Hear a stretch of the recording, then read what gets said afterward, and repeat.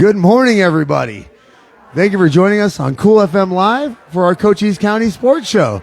I'm Dave Davies. The guy walking into the shot very shortly is going to be Paul Pizzy Quarter. Good morning, everybody.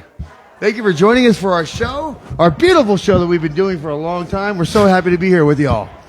How you doing? Oh, man, trying to get in here. Yeah, you try to get in there. I see the mic's falling all over the place. Man, tell me about it. There's nowhere else I'd rather be, David. We do have a third chair here. Coach Dennis Baker, currently running a little bit behind, but he will be joining us as well, as always. You can't stop the man from showing up. But as it says in the title, folks, we have our first official AIA state power rankings. A few surprises in there, good and bad, and we're going to go ahead and get to it. But before we do, thank you to Synergy HomeCare, proud sponsor of Paul and Dave's Cochise County Sports Show since the very, very, very beginning. They provide non-medical home care for people that struggle with activities of daily living, serving all of Cochise and Santa Cruz County. Call them today at 520-685-1035. Yeah, again, we've been doing the show for so long. We love to do this show. Thank you all for joining us. Don't be afraid to jump in the chat. It's interactive. I mean, our show is so good that people just steal it from us. Yeah, don't be afraid to jump into the chat, folks. And, the more concurrent viewers we have, the more Dave's inclined to give away free golf at the Sierra Vista Golf Center. I do like to give away golf from the Sierra Vista Golf Center. By the way, if you go ahead and get the Vista card, they have $25 rounds here after 1 p.m. So if you want to come over to this championship course and play golf for $25, all you got to do is get the Vista card. You also get discounts on beverages, food, all that good stuff. A lot of people say it's the best golf course in Cochise County as well. That's what they're telling me out there. I know that it kicks my butt every day. It's maintained very properly. Unfortunately, we do not maintain our games very properly. Mm-hmm. But again, folks, thank you for joining us. Everybody blames the game. They don't blame themselves. I'm the one that's hitting the driver dead left. Man, as soon as I get new irons, I'm going to stop hitting 2 inches behind the ball. You believe that? Yeah, it's the clubs. It's always the clubs. Believe that. But we are going to be rounding off our week that was in high school basketball, back off the holiday break, Dave. And some of these teams have come out in fuego, especially maybe a boys team that was struggling this year. And all of a sudden, the Benson Bobcats looking really good. But before we get into that, Dave, what do you got? Big wins. Some big wins for Dominic Villa getting back-to-back interviews on Tuesday and Thursday. He was thrilled. Dave will have some questions for me, probably mostly about the NFL playoffs. And, of course, we will have Dave's diatribe. And the way he's been talking this morning, folks, it's going to be a doozy, as Gerald Morgan in the chat says, "Hi, Dave." I think that's his way of saying hi to you. I think that's what it is. But like a little preview on the diatribe. The NFL is a copycat game. You know what I mean? And people just they don't have any original thoughts, and so they just steal from each other in the NFL. And so it's just a rehash of somebody else's original ideas over and over and over again. The NFL. We'll get to the diatribe. The more it changes, the more it stays the same. And you talk about Vince Lombardi as well. Like, it's all this, the running game's all the same. We want to seal here, we got an alley there. Just how you go about it. Nowadays, back, Bach, and Bloom. Nowadays in the NFL, people have to become more creative and try to get some deception going. But at the end of the day, all the same. It's getting so bad in the NFL, they're ripping each other off, where they're now playing in each other's stadiums. They're going to each other's stadiums and playing games. What a big win for the Rams with all of that going on. Big win for State Farm Insurance. Like a good They saved a lot of money this week. Gerald I'm on one today, boys. I'm on one today. The chat says Ravens all the way. It's going to be a tough one. But before we get to any of our NFL, getting Prime Dave today. Before we get to any of our NFL, I could see Coach Dennis Baker from the Buena Colts is finally here. And while we wait on him, let's wait to talk Buena Colts. Let's start with the team out of Sierra Vista, though. Let's start with the AIA Guardians. I do believe it's Guardians. I keep saying it. I hope it is. They got the cool lion as the mascot. They went 0-1 last week. But they are 7-3. They're 1-2 in sections. They have Buena Academy and the Canyon Athletic Sierra Vista Cup coming up this Thursday. So look out for that one. ALA looking to take that. But Buena, surprisingly, since the holiday break, might have made some waves as well. Let's talk about C.J. Williams, because why not? In that game, went 41-6-6, 4-2, 41 points. 6 rebounds, 6 assists, 4 steals, and 2 blocks. C.J. Williams, and of course his running mate freshman Porter Jones added 15 points, but it was a loss. I didn't know about Porter Jones. I say him all the time. And there is head coach Dennis Baker as he walks in the shot. Dave, how are the ALA women doing? Yeah, actually, your side's probably a little bit better. That's all good. Coach, nobody was on time today. Let me tell you, you might have heard the head cold that I got going on. Dave woke up and his alarm forgot we even had a show today. It's been a long week. Yeah. One of those days, huh? Yeah, Coach, there's a running theme today, and I want to be. I know that we stream all of your games, and so we need to, as much as we want to support and stream your kids, you need to be careful because there's going to be other coaches out there that watch your streams and just try to steal what you do. You know what I mean? Like, because you have a really good system in place, and they're going to want to just take it from you. That was actually in the summer, too. A lot of coaches came up from Bisbee. They're like, I think you're giving film on other teams for us. And I was like, didn't matter. They won their first playoff game, went to the quarterfinals. Yeah. Like, it's amazing how much scouting that we provide for other people by covering these games. Absolutely. I've thought of that.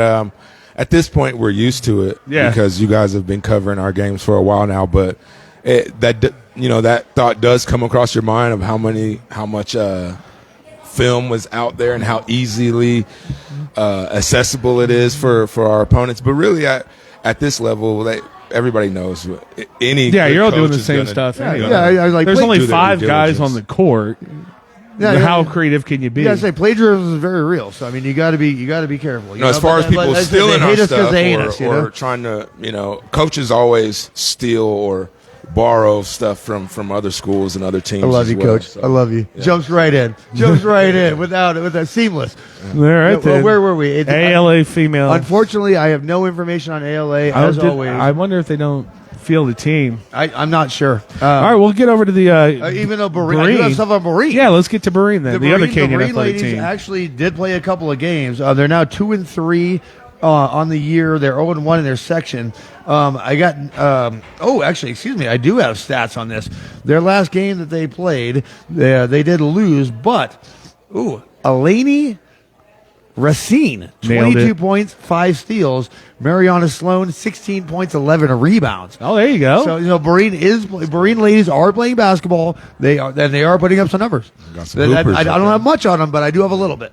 I do have the Barine boys won their first game of the season coming off the holiday break against Basis out of Mesa. Of course, we talked about they have ALA, they have JMPS. I think that's tonight before that happens, and they did put stats in as well. Let's talk about Nate Hullinger. 16, 2, and 1. Jeremiah Armstrong, speaking of double-doubles, 15 points, 12 rebounds, also contributed 6 steals in the ball game. And then Davion Johnson also filling up the box scores with 8 points, 5 rebounds, and 3 assists. So Barine Academy, all they needed was a little bit of Christmas break, and they're ready to go as well. Yeah, I'm glad they're back on track. Well, let's stay in Sierra Vista. We've done every team, and Coach Dennis Baker just joined us. And, Coach, we do have official AIA power rankings that we're going to do after this. Yes. I've heard. Okay. I've heard of but it's early. And when did those come out? Like 10 o'clock? So you guys are really on it this morning. Oh, yeah. Always on it, Coach. We try, you know. There's a reason we choose this. It's not just the background, you know. We choose this terrible time slot to get out in front of everybody. So.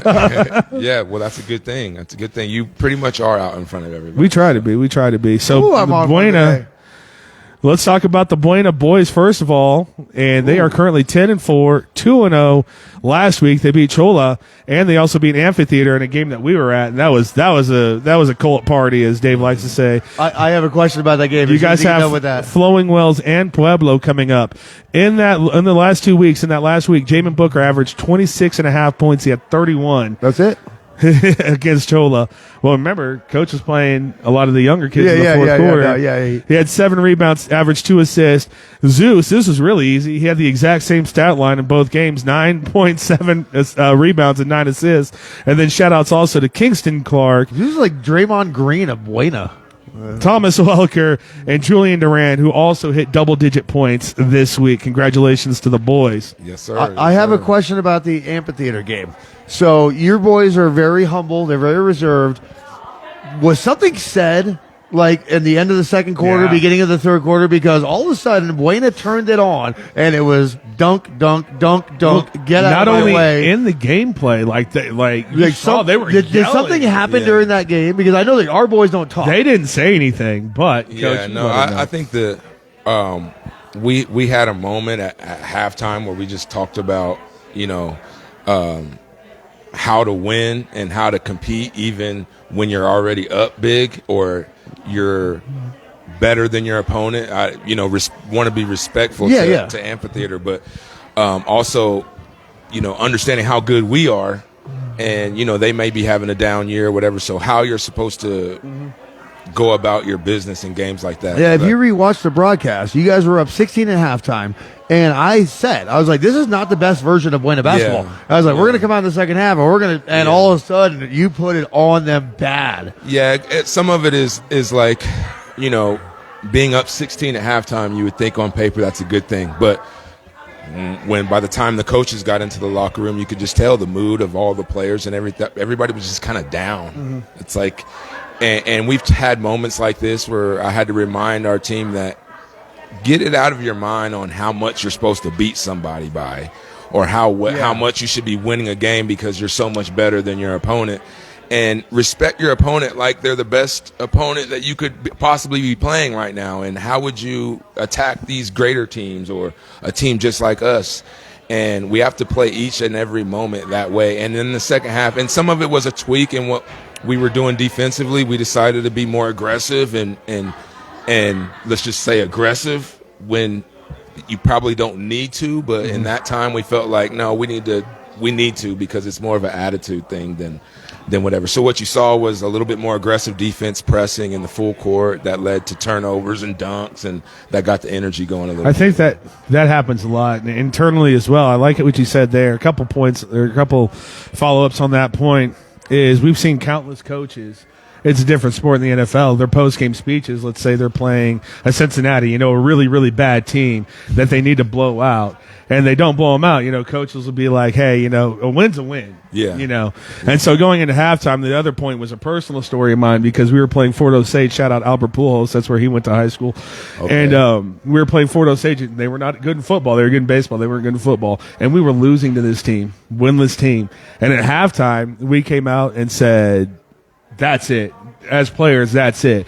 And then our running back ended up running for the 10th most rushing yards in the state, and we won by like 70 points or whatever it was in one half. But that's one of those things. It's like you said, expectations. You're coming out. You're up 16 points. Right. And you were up 16 points. But even Dave and I said, this isn't the best. Well, Dave said it out loud. I was like, this isn't the best version of the Colts. And you guys came out and gave them the best version of the Colts. And I think that could be a turning point as well, where the players in the locker room were like, we need to stop messing around. Yeah. And again, you're up 16 points, so it's hard to say you're messing around. Right, right. Well, and it's not necessarily, maybe not messing around, but let's play as hard and as good as we would play, if we were playing the best team in the country or something. Well, they're going to have another shot at this thing. You're going to be hosting Flowing Wells. Flowing Wells has 2 wins on the season, so it's going to be the same thing. Where it's like, okay, we're probably going to win this game. How are we going to win this game? Yeah. Are we going to be the best version of ourselves? Right. And we're hosting Flowing Wells next week, and we're actually going to Flowing Wells tonight. Yeah.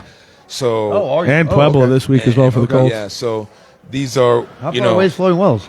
Yeah, it's in Tucson, hour and a half. Yeah. So it's another winnable game for us that we're going to have the same type of strategy where you have to play your best game, no matter who your opponent is and no matter what their record is. So. Get up by 50 and get the boys in at the second half. Now, how much did Andrew Mears' wife enjoy being interviewed? How much did he like that? Did he that's why that's why I threw that lob for him to be able to do that, because we all as a team have a lot of love for Andrew, because he's somebody that not only was not varsity last year, he wasn't on the team. He was on the team, but as a manager last year. But, in playing around with the boys in the team, he can actually play a little bit. So, 3 steals. 3 steals in 3 minutes. He stuck around and he just kept working and working until he, he made the team. His mom was so proud. She's videoing the interview. I was surprised, but I wasn't surprised, because he gets in there. All the young kids get in there, and just the way they're playing, I'm like, okay, so Buena is now 3 teams deep. This is a hockey team. They can line change. That last 5 could have won that game. You might be right. That the last 5 is pretty tough. And I'm not. We broadcast a lot of basketball. I'm telling you, every single player that touched that court last night is a starter anywhere else in Cochise County. Maybe not Douglas, because Diego Lopez and Ryan Felix are pretty dope, but But like, I all get what these you mean. teams It's that like come no in as disrespect well. Yeah. to the other teams and those players, but yeah, that's just how deep we are. Like you're building a powerhouse. Yeah. I think people need to understand that, and that might be reflected in the rankings. Stay tuned, folks. But Dave, enough about the boys. Let's get over to the girls. Who, if I can get a little bit better, I will be broadcasting your game tonight. Nice. We'll Yes. see. Well, you know, Out of the goodness of my heart. we have a lot of. If we have the rankings, we have a lot of teams to get through. So let's do this darn thing. Yeah, you're right. Now, I did this late last night, so I need to make sure that I got this correct. The Buena girls are 5-5 on the year. They haven't played a section game yet. They beat Choya 74-9. Is that correct? That is correct.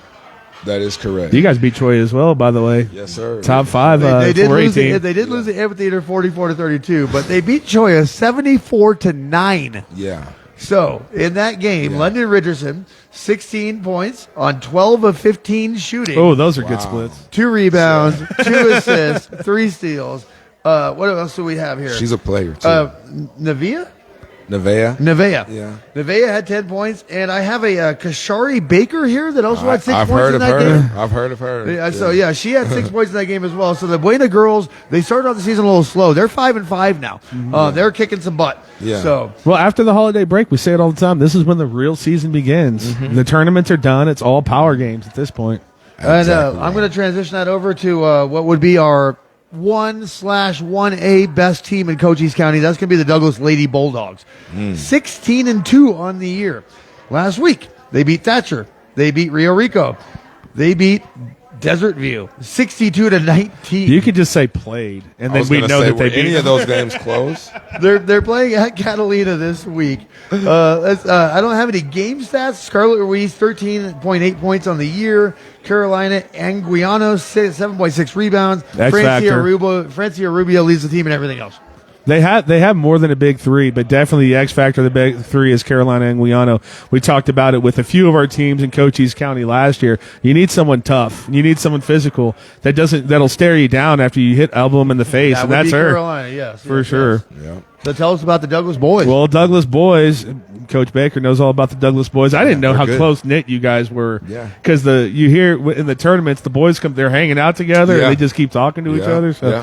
makes sense. But the Douglas boys in power games, combined forces like Captain Planet.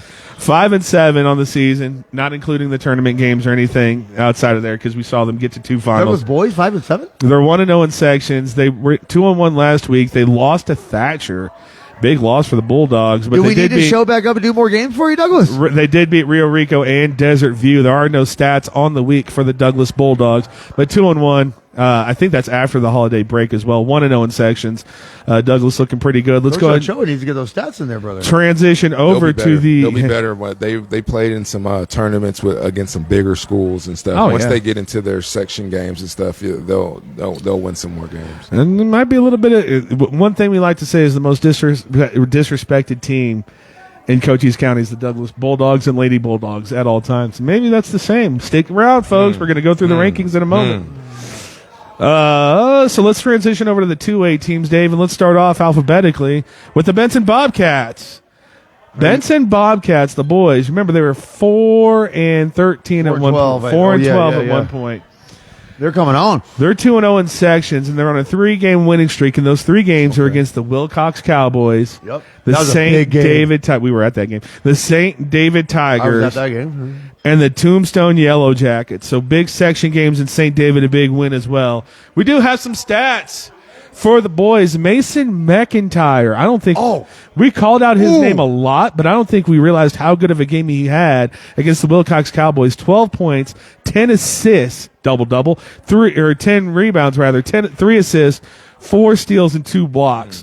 Oh, no, it was one very big block to end that game. Yes, it was. Against Caden Hooper. Yeah, Mason McIntyre went out there and We're going to talk swatted about the Caden best Hooper in player. a minute, too, by the way, for the Mason Wilcox Cowboys. McIntyre, brother, we see you. Number 10 for the Benson Bobcats. Brother, we see you. He had a big defensive play to end the Wilcox game. He had a bigger defensive play to end the St. David game. The kid, Mason McIntyre, brother, we see you. We're going to give props to Luke Chapman. He had 16 points against St. David. Chappie. Jason Santo. And I remember I was watching the broadcast. Sometimes I was in and out, but I hear you doing your Santo chat a long time. And I was like, oh, Santo's coming along. 12 points in that ball game. And then we're going to round out our conversation with Dominic Villa, who averaged in all these 3 games 15 points, 3 rebounds, 3 assists, and 3 steals, the leader of the Benson Bobcats. Jason Santo, another shout out to you. As I told him in his interview, it was his defense against Keston Richardson that won that game because they're trying to get the ball into K. You know, Kes 6'5". Keston Santo Richardson. can match his size. And Santo stepped up and ball. What's the word I'm looking for, Coach? When you let the ball into the post.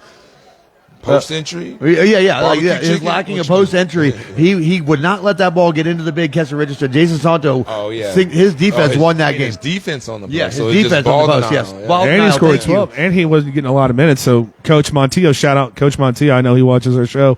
Switching some things up, and it's working for the Benson Bobcats. 3-0 after the holiday break. Yes, sir. After being 4-12. Do you know how mentally tough you have to be as a player to keep coming back after that? It's the Cool FM shine. They started getting interviews, and they're like, I want more of that. And so Dominic Villa to get the second interview he walked over there beaming. He's like, I'm like, you again? He's like, yes, sir. Katie McDonald in the chat says, yay, St. David. Almost time for the St. David Power Hour. Yeah, we're getting there. We don't have the stats. Sorry, Katie. Katie actually sends me the stats most of the time. Go ahead. Benson Lady Bobcats. Let's talk about the Lady Bobcats. 10-9 on the season. They're 0-2 in their section.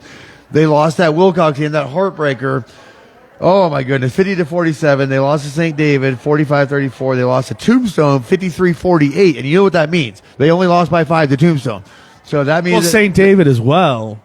Yeah. And, these are powerhouse teams. Powerhouse teams. And come on, ladies. I'm going to talk about that Wilcox. Kaylee Taylor. We know what it is. 15 points, 16 rebounds, 4 assists, 3 blocks, and a steal. Oh my goodness! That was the Tombstone game. The Wilcox game: 19 points, 13 rebounds, 3 assists, 9 steals, 5 blocks. Wow! My God, Kaylee Taylor. It's been 2 years with Kaylee Taylor. My God, and Aubrey Moon, of course. Well, I mean, Kaylee Taylor. It's tough to say. We have a lot of good female basketball players. If I had to put a ranking right now, Kaylee Taylor probably at the top. And we've been seeing this for 2-3 years now. When 2 years especially, because Benson with Keelan Payne, Dalton Crockett, and the boys, they were a good team. We spent a lot of time in there, and we got to see Kaylee Taylor play, and it was very impressive. Again, we talked about the injuries last year, not the case this year, but they can turn it around. I see it again. Those powerhouse teams of Tombstone, Wilcox, and St. David. Those are going to be tough games every single time. And I didn't even check the rankings. Benson's right on the cusp. And they can make it happen. Well, it's going to be tough for Benson because we're going to transition over to the Wilcox Cowgirls, who are 12-5. Before we do that, Isaac Garcia in the chat says, "Go Buena Colts." Go ahead, Dave. Let's go. You know what? Everybody's in their Buena blue today. I always wear blue on Tuesday. I didn't even think about it. Shout out Synergy Home Care. Well, no, Buena's our hot team, right? As we said, we were going to be riding Buena all year, and for good reason. I've always just worn blue. It's my blue day for my polos. But let's talk about the Wilcox Cowgirls, who I will be seeing tonight in the town Too Tough to Die, Tombstone, Arizona. What a game! We're going to find out about the Wilcox Cowgirls. Oh yeah, they're 12-5 on the season. They were 3-1 in their sections. They did lose to Morenci by 3. They did lose to St. David by 1. But they're at Tombstone. They're at Bisbee this week, so we'll be seeing a double dip of the Wilcox Cowgirls this week. Wow, how good are the St. David girls? Go ahead, sorry. Again, no stats on Wilcox, but Maddie Bennett, Addison Burwright, we know how good they are. But yeah, you're going to get double dip this week, Wilcox. I'm going to be there in Tombstone tonight. We're going to be there in Bisbee on Thursday. So good games. So get ready. You were about to triple dip them too. I could not make it out to Wilcox last night. You were about to get triple dipped. Unfortunately, I was not able to make it. But yeah, so Wilcox, you're getting seen twice. What's up, Sheriff Daniels? Oh, Sheriff Daniels in the house. What's up, Sheriff? He's busy. All right, good. We can get Sheriff over here for a quick. Just trying to interrupt conversations over here. This is the Dave show today. What? Let's get over to the Wilcox Cowboys. Anything I do is just going to be done better by somebody else. Wilcox started off super hot this season. Now, since the holiday break, they've been 1-3. You talk about Wilcox. I'm going to grab Sheriff real quick. Let's get a special guest. We have a special guest. You know what I mean. I have 3 microphones, brother. All right, fine. I'll give him my mic. It's Sheriff Daniels. If he comes over here, he comes over here. Let's not impose on people that are obviously here for a different reason anyway. They're here for the backdrop. They're here for the backdrop, for sure. So the Wilcox Cowboys currently 1-3 since the holiday break. They were 8-8 on the season, 2-2. Remember, they had that big iconic. They had that big victory against the Bisbee Pumas. Since then, it's been tough sledding. They did lose to the Benson Bobcats. They have Tombstone, Bisbee coming up next week. So we're going to see what we need to see about the Wilcox Cowboys. It's Katie McDonald's in the chat saying St. David and Wilcox girls went to overtime twice. Last night? Of course they did. Oh, I forgot. Yeah, that's right. The one game that I was supposed to be there. I'm sorry. There were a couple of games that didn't finish the box score, and I might have taken liberties and saying, no way, this team beat our Cochise team. So it is what it is. But Caden Hooper, since coming back, I think this is all in one game. It could be an average. I can't remember, to be honest with you. 19-15. I think that was against Benson, actually. Yeah, 19-15 against the Benson Bobcats. He's playing like the big that he is. I mean, Wilcox has all of the pieces. And Coach has got the best basketball name in Cochise County, Caden Hooper. Well, by the way, shout out to JD Wetton for we haven't had a kid do this for us for a while, but in that Benson game, he throws this dime pass into the post for the assist, and he goes by the camera doing one of these. As he's walking, it was awesome. We're my shades of David Zamudio for the Bisbee Pumas. Oh, I call it Curry Range now. For the longest time, I called it Zamudio Range. He'll pop it from half court. He didn't care. Yeah. Shout out to David. JD Wetton, we see you, baby. We see you. He was Isaac Garcia. Some of these kids figure out the camera, and JD Wetton has figured out the camera. And he's boxing out free throws, like pointing at us and all that. Isaac Garcia back in our chat says Buena is doing great things thanks to the man in the middle, Dennis Baker. We couldn't agree more with that. Thank you. The program you're building, Coach, got us excited for the future. Be careful. People are going to try to steal from you if you get too good. Speaking of JD Wetton, in that Benson Bobcat game, he had 12 points, 6 rebounds, 4 assists, 3 steals, and 2 blocks. Also, the next leading scorers, Jerry Reyes had 7, Ty Scholl had 6, but not enough to beat the Benson Bobcats. And the Wilcox Cowboys, no disrespect to the Tombstone Yellow Jackets, who we say all the time have some of the best talent. Have the talent. In Cochise County, looking like it's going to be a win to get their season back on track. And then another big one in Bisbee Thursday that we're going to be at. Well, this is the one tonight for Tombstone. Well, and Wilcox. Like, both of them are right there on that cusp. Tonight's a huge game. Mm-hmm. They need to win this game tonight. Both of those teams, Tombstone and Wilcox. Big game. Boys and girls. Oh, yeah. And like you said, for the Wilcox Cal girls, it's a measuring stick against the Tombstone Lady Yellow Jackets. Yeah, you're finding out the best of 2A. You're going to find out how good you are tonight. Let's stop beating around the bush. Let's talk about the Tombstone Yellow Jackets. Currently 4-12, 0-4 in sections. They lost to Desert Christian and somebody else. I'm sorry. They do play Bisbee and Wilcox this week, so it's going to be a test for the Tombstone Yellow Jackets. But like Coach says all the time with Tombstone, he knows all the boys. They got the talent over there. It's just about putting it together as a team. And again, I feel very bad for the boys because for 2 years now they've just been picking people like, hey, can you go coach the team for a minute? And it's exact opposite of what's going on in Buena, where Coach Dennis Baker comes in, sets his standard, and this is the program. And we just don't have that with the Tombstone boys. And like Malachi Keller averaged 20 points last year a game. I mean, everybody in basketball, there's always a point in your season where it's make or break, and this is the make or break week for the Tombstone Yellow Jackets. If they want to do anything this year, they need to win these games. They need to beat Wilcox. They need to beat Bisbee. So Yeah, that's a tall task too. It's hard for any coach to come in first year or and try to change a culture and it's much easier. And I appreciate the kind words said about me and the program that we're building at Buena, but a little easier when there's already a standard there. There's already a track record of success. And those type of things that I was able to be a part of as well too as an assistant for multiple years before being a head coach myself. So I feel bad for the kids at Tombstone, and the boys, but I do think they have enough talent there. They're not done even for this year, like you said. Make or break time now. At some point, they're gonna win a game that nobody thought they would, and they still have some other teams on their schedule that they're still better than. They've won more games this year than they have last year. Right. Yeah, they're gonna, again, make or break week for the Tombstone Yellow Jackets. Well, just to wrap a bow on our affection for you, Coach, and what you do with the team. It's not the varsity team. I'm looking down at the freshman team and how well they're playing when I come to these games. Yeah, definitely. And so it trickles down for sure. With Bisbee with baseball, it's culture. You know what I mean? Like building it. Well, you know what I mean? Bisbee, all of Cochise County teams. Like But Tombstone had like how much Bisbee takes their state champion Bisbee Pumas. Yeah, Friday state night champion. ring ceremony, by the way. Yeah, they take their culture very seriously, where they're breeding from 5th grade on. Yeah. It's like, we're going to learn how to do this. Right. So. And when you have that typically in an area where, I mean, if you can be good at baseball at Tombstone or Bisbee, Wilcox, if you can be good at any particular sport, like championship level good, then you can probably be good enough in the other sports too. So same applies with Tombstone. They're competitive. They had really great football seasons the last couple years. 6-4 this year, which is actually a down year. For them that was a bad year. Before was even better.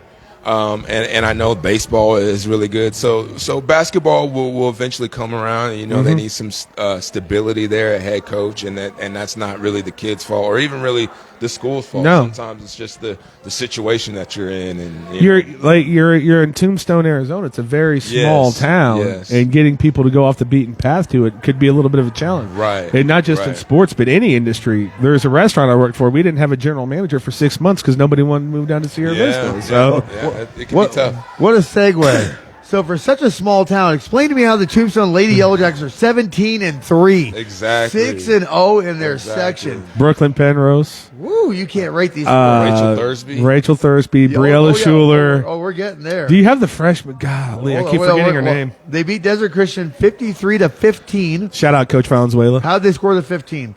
They beat Bisbee 58-47. They beat Benson 53-48. They're playing tonight. See you tonight, ladies, against the Wilcox Lady Cowboys. Let's talk about the Benson game. Briella Schuler, 22-10, 3 steals. Rachel Thursby, 10 points, 3 rebounds, 3 assists, 5 steals. It's a factory. You know what the crazy thing about Briella Schuler is? She's actually a better pitcher than she is basketball player, too. 22 points. I can't wait for Tombstone softball. Do they have a chip on their shoulder or what? They went full Amber Heard last year. I hope they build us an awning, because we had to dodge a lot of foul balls. The fields are right there. Gorgeous complex. You have no idea. We're sitting there doing the games, and these balls are like flying right into you. And you're like, oh, my God. All right, let's get over to the 1A teams, and we'll start with St. David, because Katie McDonald in her chat gave us stats. Thank you, Katie. St. David Power Hour is back. She also says the boys JV won 42-36. So congratulations to the St. David boys team. They're currently. You mean it's a factory in St. David? 6-8 on the season, 1-0 in sections, 1-1 last week. They did lose to Benson. They beat Rock Point. They have Wilcox, the Gregory School, and Desert Christian coming up. That's at least Wilcox. They just played Wilcox. Oh, those other two are wins. Gregory School and Desert Christian. No, they didn't play Wilcox. Desert Christian, the team that won the Benson Holiday Classic. You better bite your tongue there, brother. Well, let's get over to some stats from Katie McDonald in the chat, who says Keston Richardson has 12 points, 9 rebounds, and 2 assists, 4 steals. Gannon Carafa had 13 points, 5 rebounds, 4 assists, 3 blocks, turned into foul. Oh, here we go with the personal opinions. 1 steal and fouls. It got crazy. I don't know. I think that might have been the Benson game, but either which way. No, what was the personal opinion? Nothing. I'm here for shade today. I'm here for shade. It's the refs. That it was steals, but they were fouls. Yeah, kind of how Dave would speak about everything. Oh, heard. I always have to remind people on the broadcast, Dave comes from the streets. So he doesn't play that tiki-tack stuff. I woke up feeling dangerous today. I was like, tell me what it is. Katie McDonald does say Wilcox was last night. First tee box. There's no shade. Haha. I'm here for the shade. Anyway, let's get over to the St. David Lady Tigers as we wrap up our high school sports coverage. A couple teams left to go. St. David's got exciting news coming up. They are figuring out that championship pedigree that they have. They are turning it. They started slow. They're now 11-8, 2-0 in their region. They beat Safford. They beat Benson. They did lose to Rock Point, which is very odd. And then they beat Wilcox in that thriller, 63-62.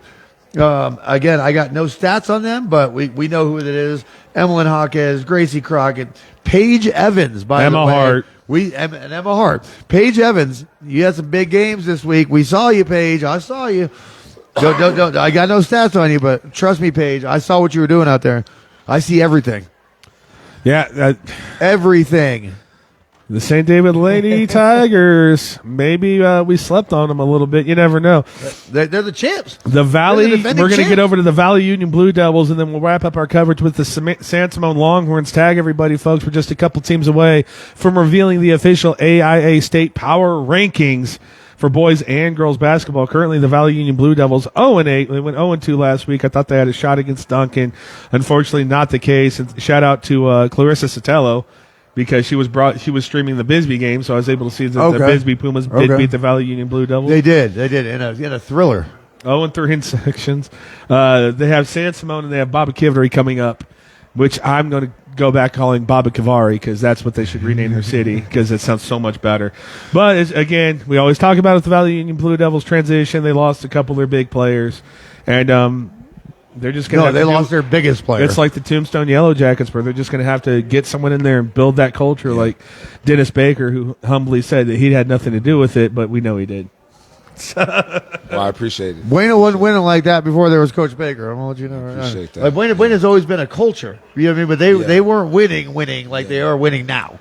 Well, we're definitely trying to keep it going, and building something is one thing, maintaining it is another thing. And I wonder what AJ Forrest is doing nowadays. When you're trying to maintain just a certain level of greatness, then you should fall, into place, even if you lose a good player here and there. When players go on to graduate, you should have enough talent, enough players, enough culture to still be good. We talk about being consistently good and occasionally great.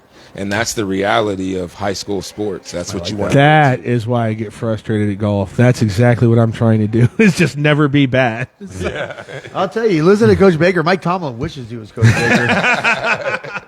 Well, because he win. I'm sorry, I'll stop. We're mediocre. NFL We're mediocre. coverage. We won 10 games. We got busted in the first round. Next question. Did you see the video I sent you, the AI video? Yes, I did. Yes, I did. Coach. Go ahead, Dave. What about the Lady Blue Devils? Let's see here. A down year for them, 3-8 on the year, 1-1 in their sections. Barely lost to Duncan. They did lose to Bisbee. They are at home against San Simone. Longhorns. Let's see here. In the Duncan game, Kylie Gilbreth, 18 points, 5 rebounds, 4 steals, 100% from the 3-point line. So we see you, Kylie. Keep it up. Keep up the good work. Again, not the best year for the Lady Blue Devils. It was tough for them to even field a roster. They were lucky they got enough girls. You talk about small communities. Unit's a very small community, and they have such great facilities for a small community. Clarissa Sotelo just jumped in the chat. I just gave you a shout out, Clarissa. Thank you for standing. Yeah, he did. And my last one that I have here is San Simone ladies. They play a lot of games. They're 10-11 on the year, 3-2 in their sections. Let's see here. They had a win over Patagonia. They had a win over Hayden. Their next game is against the Arizona School for the Deaf and Blind. Let's see, the Valley Union game. Holly Kell, 12 points, 12 rebounds, 2 assists, 2 steals, 3 blocks. Box score. And Briley Sloan. You had some big games out there this week. So I just want to give the shout outs to the kids that deserve the shout outs. Briley Sloan, we see you. And we're going to finish off our coverage with the San Simone Blues team. Not as successful as the girls team, 3-12. They are still 2-4 in sections, though.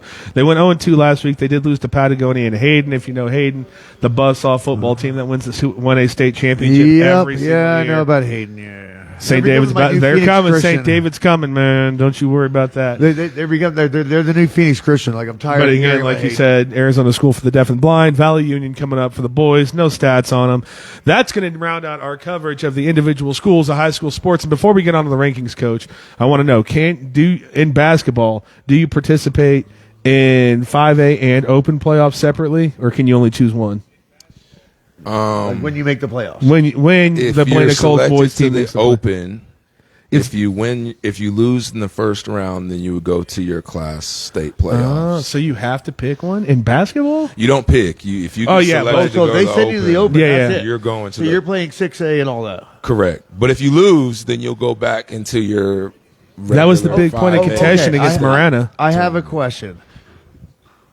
So if you make the Open, Do we maybe take that game to get back into the 5A playoffs, or do we go for the whole thing? What is your mindset going in? I'm just curious because we know what 6A basketball is in Phoenix, Arizona.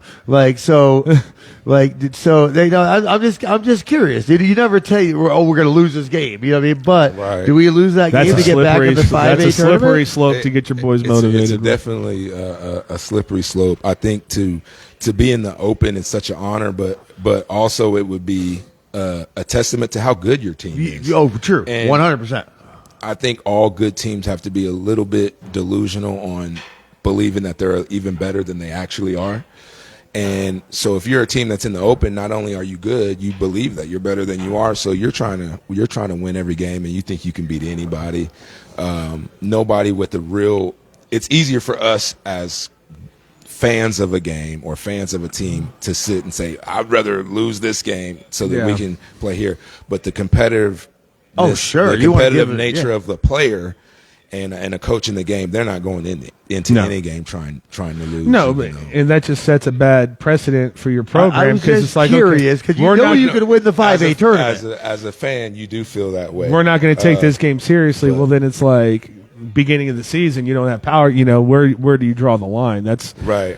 I do. What I say is, you get into the Open against a 6A team, you get up by 5, and then you give the backup some playing time. You know what I mean? Like it's an experience because you can win the 5A tournament. You know you're good enough to do that. It's a shame. But what if even the bus given in that breaks down? scenario, you're up by 5 against a 6A team in the Open. Why not just win the Open then? Let's just win the Open. I mean, you guys just did play the number 2 ranked team in Colorado in a tournament. You hung with them, so. Right? You can hang with them. That's why he's the coach and I'm the fan. So, Dave, what do we want to do? We want to do girls or boys first? Whatever you want. All right, we're going to start off with the ladies because I'm going to build suspense. I just try not to plagiarize anything. I'm going to build suspense for a coach here. We're going to start with our 1A teams. The Valley Union Blue Devils currently ranked 24th. The San Simon Longhorns in postseason contention. Lady Longhorns at number 12. And the reason I asked about the open bracket, the St. David Lady Tigers currently ranked 3rd in 1A, currently ranked 21st in the open bracket. So we could see, really? Yeah, buddy. Wow. We could see. Well, that's what happens when you have a ring. You know what I mean? Like people take you very seriously. And this is crazy too. They're only 11 and 8, and they're number 3. They have what they call the copper, and I think that might be the lower teams too, like another open kind of bracket for like 1A through 3A or something. But I'm not so sure about that. Okay. St. David. Again, they have pedigree over there. I saw that. I was like, oh. Speaking of rings, stay tuned on Friday, baby.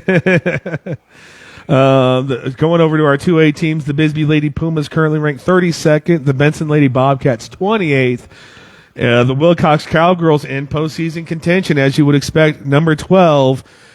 Top 5, the Tombstone Lady Yellow Jackets in 2A basketball, currently 11th in the open bracket. I don't have a dog in this fight tonight. I really don't, but we know what Tombstone is. Wilcox girls, oh my goodness, if this is your test. You need to go to Tombstone tonight, and you need to pull out a victory.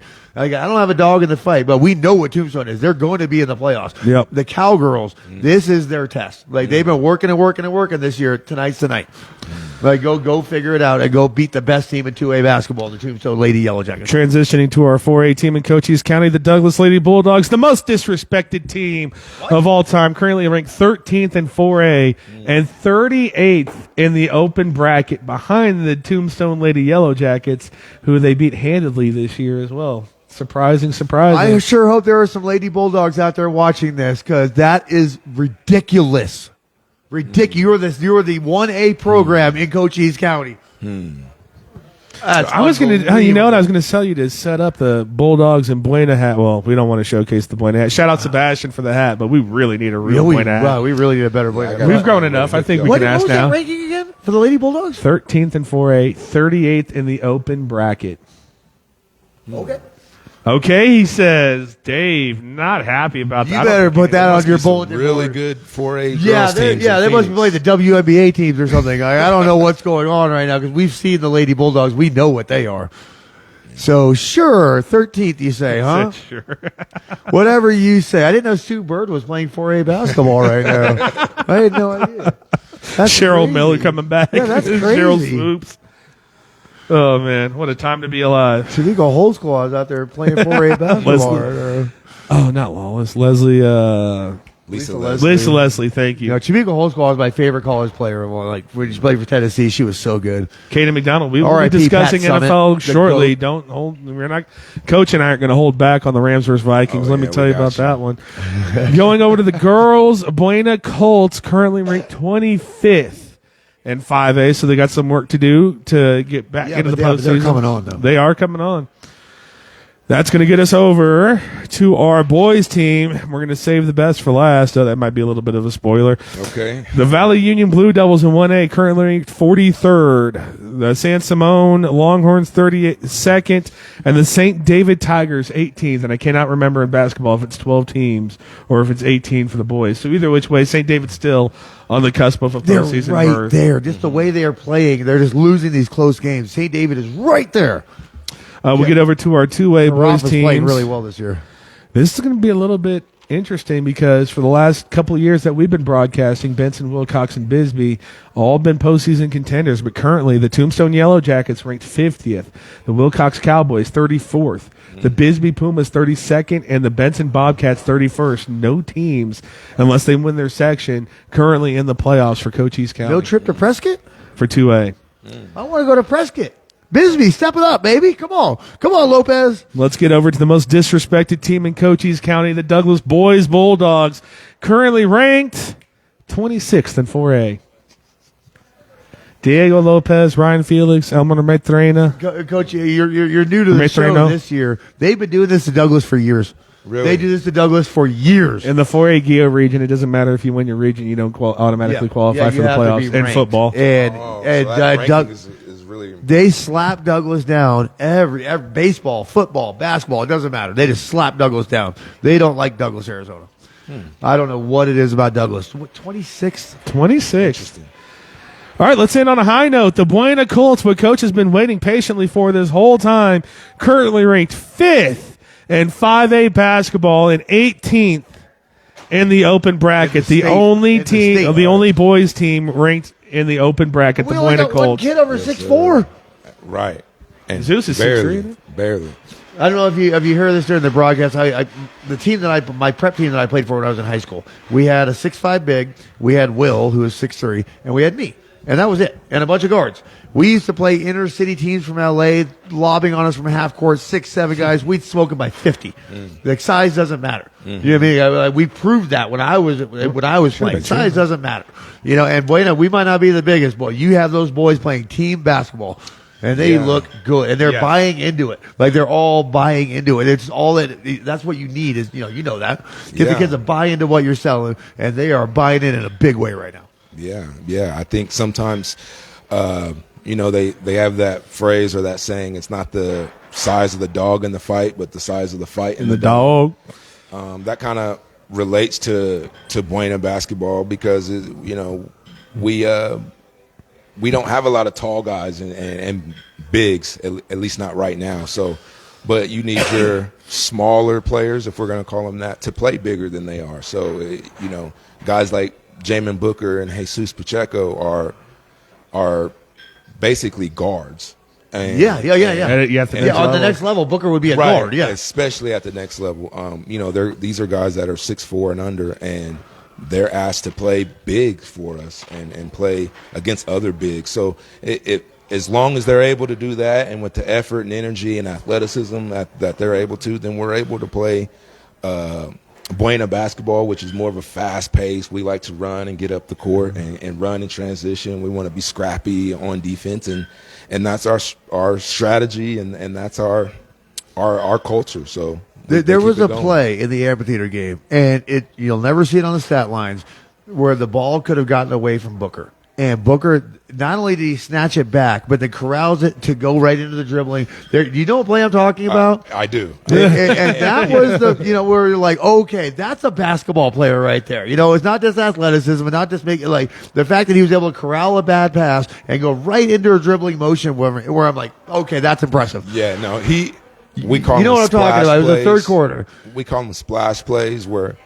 he'll make like one or two, sometimes 3 or 4 splash plays every game where it's like either it's a dunk or just some crazy catch of a pass that didn't look like he should have been able to catch it, or he'll go behind the back or do a crazy spin move out of nowhere. But like he's a phenomenal athlete. He does stuff like that.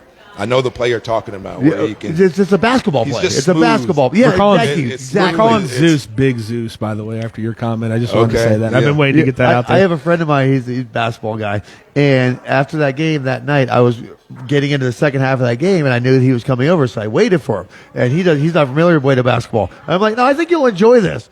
Bang, bang, bang, bang. I was like, enjoy the show. Yeah. Enjoy the Jam and Booker show. Yeah.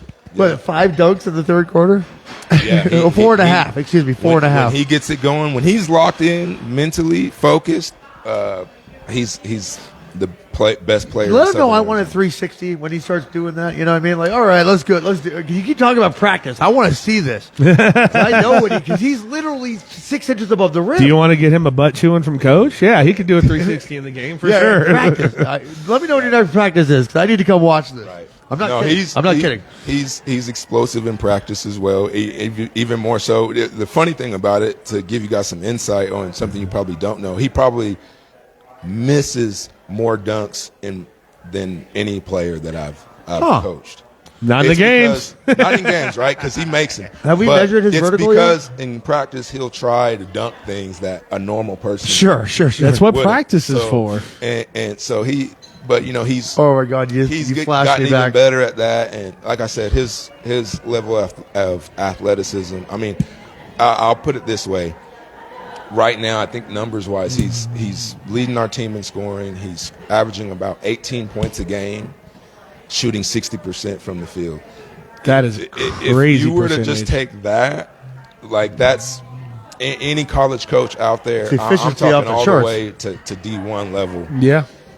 And he's done it multiple ways. Yes, he can dunk, and you think, okay, yeah, 60%. 2 for 3 for 3 dunks, against right? Amphitheater. 2 for 3 at Amphi. The big game against Choya where he scored 31. Well, I was with one dunk. He scored that. He said 12 of 15 from the floor. Most of the 30 points in that game came off of jumpers, mid-range jumpers, 3-pointers. I knew he reminded me of Michael Jordan. I mean, obviously, you know, he's just really hot right now, but really throughout the season, he's been a great player. Definitely, in my opinion, already early season best player in Southern Arizona. Oh, for sure, including Tucson. Yes, I was like, and I can't Safford. think of, we got no idea. No, it's Booker. It's what I mean. Again, Buena, all you kids are phenomenal, but man, oh man, Booker is. Yeah, the great thing about Buena is it goes back to Sam Criado's first shot that we always talk about. There's not a player that looks like the lights are too big for him. Yeah. So that's always great too, and that goes back to coaching. And I just think your calm demeanor calms everyone down. But that's going to do it officially for our high school coverage, folks. The Buena Colts again, the boys team, best team in Cochise County, and the most disrespected, both Douglas teams. Coming into it, but that's going to do it. And we're going to have to, before we get into the questions, Dave, we do have more St. David people in the chat who are giving the work over to the referees. Mm-hmm. I didn't know when we went to St. David football game. Every single play they had something, but the referee we agreed with what they were saying. What? Somebody was in the chat blowing up the commissioner during that game. Like, hopefully they don't get us like they did. Like, you would think because they're always so nice, but when you wear those pinstripes, you don't even worry about it. Alone on this commissioner thing? Oh my goodness! People in the chat going, "Well, as long that as was Noreen McGinn Carafa giving the rest some stick." So, but yeah, before we get into Dave's questions, let's talk a little bit, and this might even jump on your questions. The Minnesota Vikings and the Los Angeles Rams played last week, and I remember there was 2 people on this show that were trying to tell someone else on this show that Sam Darnold wasn't the wave. That's not the horse you need to hitch your wagon to. And Sam Darnold played like Sam Darnold. Wow. So played like Uncle Rico from Napoleon Dynamite. Bet you I could throw it over that mountain. But and I think I did pick all home teams except at the end I was like, oh, I'll take the whatever, that'll be the upset. Broncos over the Bills, and they made me look like a genius for 10 minutes, and then for 3 hours it was the other way around. Right. But so let's first talk about, because our St. David contingent is in here. They want to talk about the Rams. Let's talk about the Los Angeles football Rams. Matt Stafford, Puka Nacua, the boys, Cooper Kupp, and that running game coming along as well. But more impressively, defensively, held a very explosive Vikings offense to nothing. Oh, you mean held an amazing quarterback and Sam Darnold to nothing? You can't trash Sam Darnold and then praise the defense for trashing him. Like, come on. You just tell everybody how bad he is, then the Rams embarrass him. And Dave, they did it to a really good. Like, no, they didn't. Two things can be true. You made it very clear how bad the man is. Two things can be true. Sam Darnold is a bad quarterback, and the Rams exposed him defensively. Lost $100 million last night. Oh, man. Man. Coach, what do you feel about that game? Did you watch it last night at all? I did. I mean, hate to say I told you so, but no. That's what we're here for. That's actually that the makes only good reason why TV. we brought it up.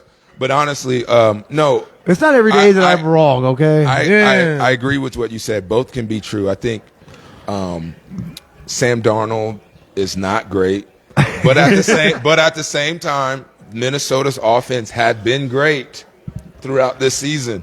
So it's kind of like, through injuries as well. Both are true. So yes, in one way you could say, hey, Sam Darnold is the same Darnold we thought he was, but also credit the Rams because Justin Jefferson's no walk in the park, and that Minnesota team has won all but 3 games. Aaron Jones had a great year, yeah. So, and by all account and purposes, Minnesota's supposed to win that game. The Rams kind of stumbled into the playoffs. They hopefully maybe they feel like they're getting been well, maybe they didn't stumble. Maybe the NFC West was just that good. It was tough, yeah. So you never know. Don't patronize me. You're welcome. Don't patronize me. They have 7 losses. Is that 10-7? I did take the Rams side last week. Katie McDonald. Yeah. That's a great segue, Katie McDonald, into my thoughts, because if you remember last week, there was 2 images that I can't get out of my head. And I'm gonna do the Sam Darnold one first because I want to talk about Kevin McDonald because Coach kind of hit on Sam Darnold or Kevin O'Connell. Yeah, you're taking away one of your questions, right? Okay, cool. That's great. Yeah, that's great. This is a whole segment. 3-question quizzy for Pizzy. Anyway, we're gonna talk about the Ram game. But so Sam Darnold, I could not get out the image of the playing the Detroit Lions. They were blitzing the whole time. He had wide open receivers and just missed them. What I couldn't get over was that Kevin O'Connell won 13 games last year and lost to Daniel Jones in the playoffs, or 2 years ago, whenever it was. That was his only other playoff game. Lost to Daniel Jones. And I'll say, Dave, Kevin O'Connell in the early going is like the Lamar Jackson of coaches. Maybe he can bring it back. Maybe he can bring it back like Lamar's doing this year. We'll see what he does against the Bills. But that was an unfair assessment for Kevin O'Connell. Yes, look at he's working with Sam Darnold.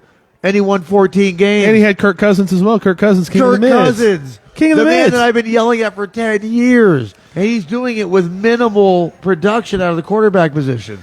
Okay, so here's I agree with that. I do not agree with that because I'm going to go into this one. And on the broadcast, Troy Aikman said, I don't think they know they're down 18 points.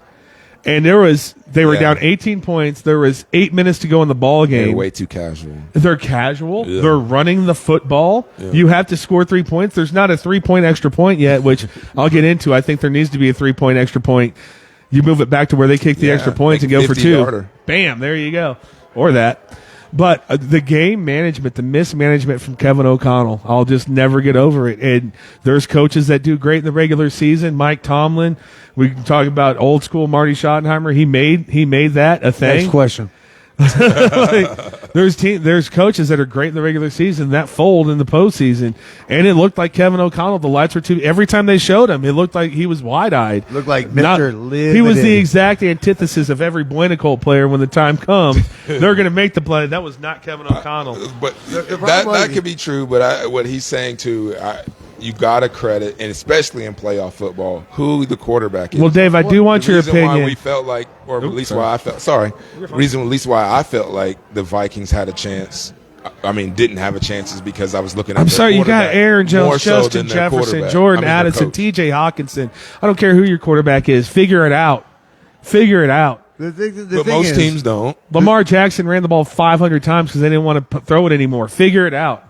The thing is, with Kevin O'Connell, is you have to see what's great around you and then copy it.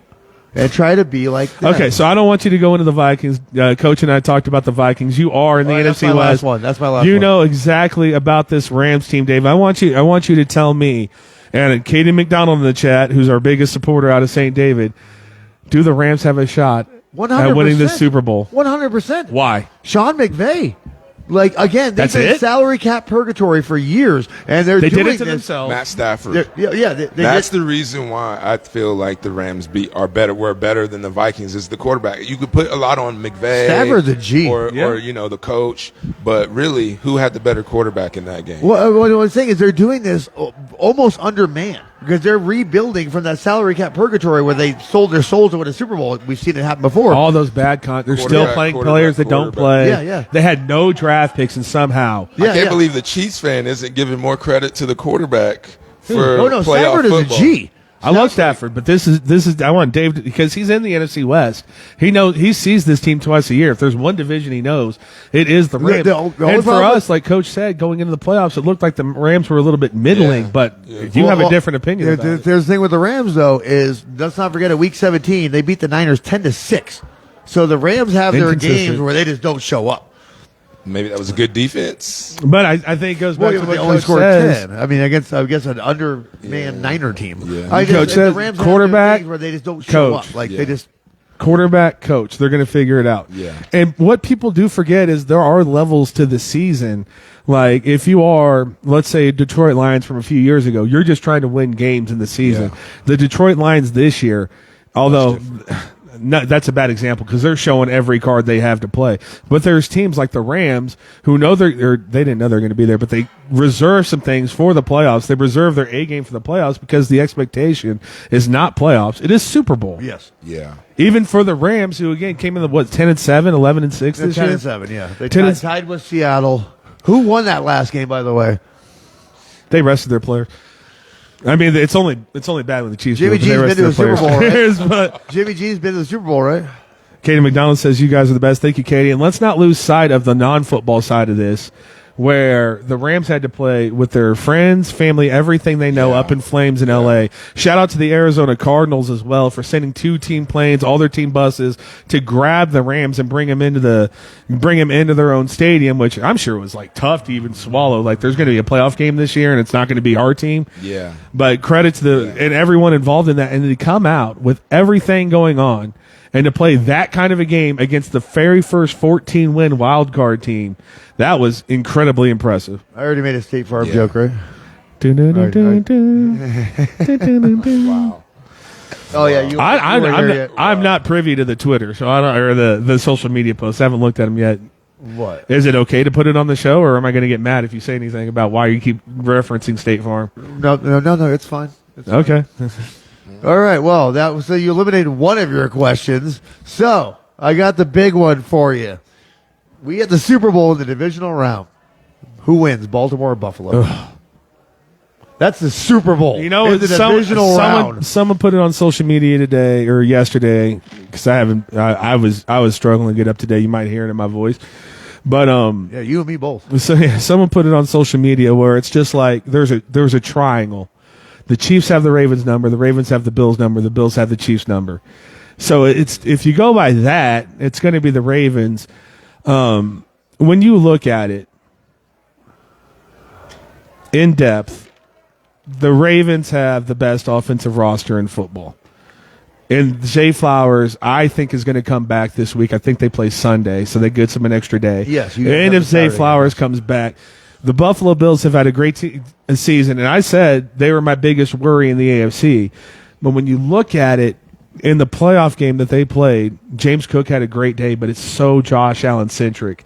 And the Ravens have so many different ways they can beat you. That being said, give me the Bills. I don't trust that Ravens defense. Well, you know what, though? The Ravens, like, after that KC loss last year, did they prove a point or did they prove a point? They had a possession, 13 plays, 13 runs for a touchdown. Talk about proving a point. Like, we don't even have to throw the ball anymore. Like, the Ravens? Yeah. But so after that I look at that as all right, I look at drink. We got you. No, I do look at that as a positive, but I also, if you're playing devil's advocate, you look at it as they still took the ball out of Lamar Jackson's hands. They proved that they don't even need to throw the ball anymore. That we can just run the ball and run the ball. I just think the Steelers defense checked out 5 weeks ago.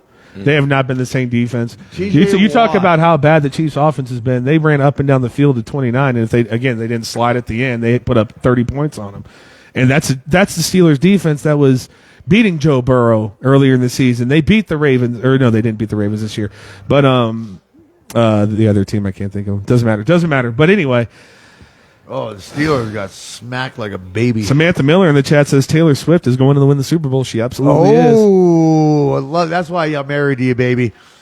Throwing that Taylor Swift devil magic at him. They ain't going to win this year. Sure is. All right. Thank God she doesn't suit up at quarterback for us because that's the reason we're going to win. I'm liking the Ravens in that matchup. It's tough to pick against them, but right now I have a gut feeling, and usually my gut feelings in the playoffs work out for me to the tune of winning that big bet last year when I picked all the upsets. I'll go back to you talking about not getting up to the alarm clock this morning. That's why we haven't missed a show in 2.5 years now since we've been doing it. We had to be here because if we're not doing it, somebody else will. You know what I mean? So I have one last question, and this one is for Coach. All right. It is inevitable that Jimmy Butler is going to be a Phoenix Sun. Does that make him a championship contender? Yes, I think so. Are you a fan of the Suns, Coach? All right, no bias in that answer. I don't hate the Suns. No bias in fact, he hates the Suns. No, I don't. I don't hate. He hates the Suns. You heard it here, folks. First, who is your team, Coach? I like the Lakers. So that makes me hated because I know a lot of people in Arizona don't. If you're a Suns fan, you have to hate the Lakers. Yeah, but that's correct. I'm actually Coach is no longer going to be joining us on the Cochise County Sports. Exactly. But I'm more of just a fan of basketball, fan of the NBA. So there's a lot of teams I like, and actually Phoenix is one of the teams I like.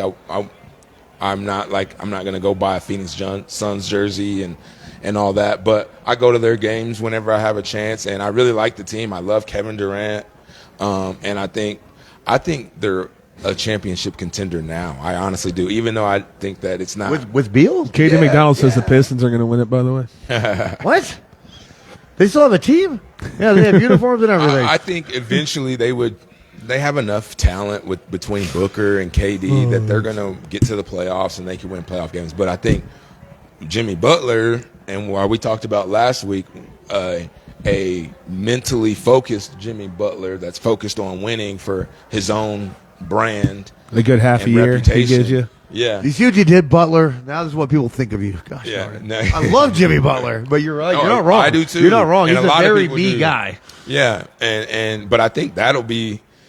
He's kind of a no nonsense it would obviously be like a win now type situation. Yeah, 100%, 100%. That would put another spark in Kevin Durant probably, and Booker. Those guys are really good offensively. You add Butler to that, he could score, and he's a good defensive guy too. I think that puts them really. Who's really good in the West? Well, who are the really good teams? This is just my opinion on this. Durant, Booker, they're great. They're not finishers. Jimmy Butler is a finisher. Like Jimmy Butler will come in there and Durant will get you to the finish line. Booker will get you to the finish line. Jimmy Butler will get you over it. When push comes to shove with 3 minutes left in the fourth quarter, Butler will be like, "Give me the ball." I see what you mean. I got you for sure. What the opposite of Bradley Beal. Yeah, and I think some of it is you got to have. Bradley Beal is a scorer. You see that Jurkic has been removed from the roster. Well, he's a healthy scratch in every game now. Jurkic doesn't even play for them anymore. He'll be somewhere else. He has the lowest playoff winning percentage in NBA history. Might want to pull up the chat. Katie McDonald's going in on you, brother. What? What? No, she's not. She's just saying. What, Katie? What did I do? She's saying the Pistons are great. They're top, and they're 21-19. Kate Cunningham, sure, that's great. Like you're not getting past Cleveland. You're not getting past anybody. You can't even get past broken Embiid. Yeah, no, that's tough. He's better than Will Chamberlain. Just ask him. So if we go through to my playoff picks in the NFL playoffs, that's a hard transition. No, nothing in there. I think. I'm going to officially take Kansas City over Houston. Well, Baltimore, I mean, what we did last week, I didn't, because remember I had to change up my pick because I said all home teams are going to win. So I did miss the Tampa Bay. I thought Tampa Bay was going to be Washington. But other than that, I was pretty good. I picked all home teams. It's not hard to do. I did say Denver could upset the Bills, and I was wrong about that, so I'll take the L. Oh, you smell that food over here? I know, dude. It's so Sierra Vista Golf Center? That's all I've been smelling. I'm fat. Come on. But yeah, all right. So let's go through let's run them down. Dave, do you have the games? The divisional games? Kansas City, Houston. I'll take Kansas City, Coach. Of course. Kansas City. Same. Okay. Oh, wow. I thought that you told me Chargers were going to beat the Chiefs. So the team that beat the Chargers. But the team that beat the Chargers handily can't beat No, they're not playing the Chargers. Okay. They're playing Houston. Well, I'm at $20. And Baltimore's going to beat Buffalo. Okay, I'll take. So you two got Buffalo. I got Baltimore. No, I have mean, you guys have Baltimore. I have Buffalo. Lamar Jackson's a superhero. Let's see here. I think it's because of that running game, and running game wins in playoffs, and that's why I think Yeah, even in the you're not next wrong. round, Baltimore may even beat Kansas City because They could. the way that running game travels. Tiptoe around. No, him. but okay. So, Baltimore's but gonna we just smack Kansas said City in the mouth like Bobby Brown. just like they did in week 1 in the AFC Championship last year. Week 1 was a long time ago, brother. Here we go. Here we go. Nothing matters. Nothing ever matters. Washington's at Detroit. That's Detroit. That's Detroit. Good season, Even though Jay Washington. Daniels is a superhero. Coach. Coach. He saw Matt Stafford. Oh, he's like, I'm going to take the superhero quarterback. He's a rookie. Jay Daniels is a rookie. Those Lions injuries would start to. You would think. You know what? Have a That's effect. great point, Coach. Because if they try to go all out blitz against Jaden Daniels, he can run away from it. Ooh, maybe. Do we pick an upset? No, because I have the upset is the Rams over Philly. I have Philly is that threw an the ball upset? for 150 yards in that game. AJ Philly can't throw the ball. AJ Brown's reading the Bible on the sideline. Saquon Barkley, you may not need to run the ball. Pass the ball. Is that what we're picking now? Rams and Eagles? I got the Rams over the Eagles. Like Philly can't throw the ball. And anyway, what do we know about Philly? The moment they go down 10, they're going to start punching each other on the sideline. You're not wrong about that. That's why Big Dom's there. If they go down 10. If they go down 10, they're going to start punching each other. I don't know if they will go down 10 with A.J. Brown and Saquon Barkley. A.J. Brown had one catch last week, and he was reading books on the Rams sideline. gave up 9 points to the great Coach, Sam Darnold if you last saw night. one of your players reading a book on the sideline, I don't care if he missed his assignment and he had homework too. It was pretty random. What? How does that look to you? For me, I don't care. I haven't seen what anyone said about it. That is the worst possible thing you can do in a playoff game. I don't care what his explanation was. Number 1 selling book on Amazon right now. Katie McDonald says, "Oh, Dave, come to the right side. Go Rams." He did. Man, it's hard for me to pick against the Eagles because I said the Eagles were the class of the NFC. They're a head case. You're not wrong. You're not wrong about that. But the only thing stabilizing that team right now is number 26. I know, and they still have number 26. That part. So you make a compelling argument, Dave. But I'm gonna stay with the Eagles, Coach. You're staying with the Eagles. Yeah, I think some of the flaws of the Eagles. I think some of that can be overplayed because of. They were up big in that They game. keep doing it on camera. That's why nobody else does this stuff in public. Yeah, true. And they have drama in the locker room, it sounds like, and stuff like that. But I don't know how much that stuff's going to They tell us there's drama. They do these interviews, and everyone just stokes the fire. I don't know if they're doing it on purpose or what's going on. But yeah, no, they got to get that worked out. But still, do you think – I'll ask him since he knows more about the Rams. Number 1 defense in the NFL by the Eagles. Eagles. Better players than the Eagles, or are you saying that the Eagles' drama is going to catch up to them, and that's how They 100% do not have better players than the Eagles at all. They have better coaching. They have a better culture than the Philadelphia Eagles do. The Eagles are studded across the board. Right. Jalen Carter, Right. like all these guys, Right. like they're Nolan Richardson, all these guys. Like You know where the Rams have advantage? 2 of them, coach and quarterback. coach and quarterback. Yes, they're the better coach and the better quarterback. Yes. And that means a lot. And It does mean a lot, but Saquon's been playoff so football. good. He has. Yeah, And- again, as long as number 26 is running And around I out there. think that Jalen Hurts is probably better than he's getting credit for right now. Based off of, both are true. We'll use that same phrase. He has been bad lately or not as good They lately. just haven't asked him to but do I anything. think he's also, yes, he hasn't been asked to do as much. And I still think he has it in him to make big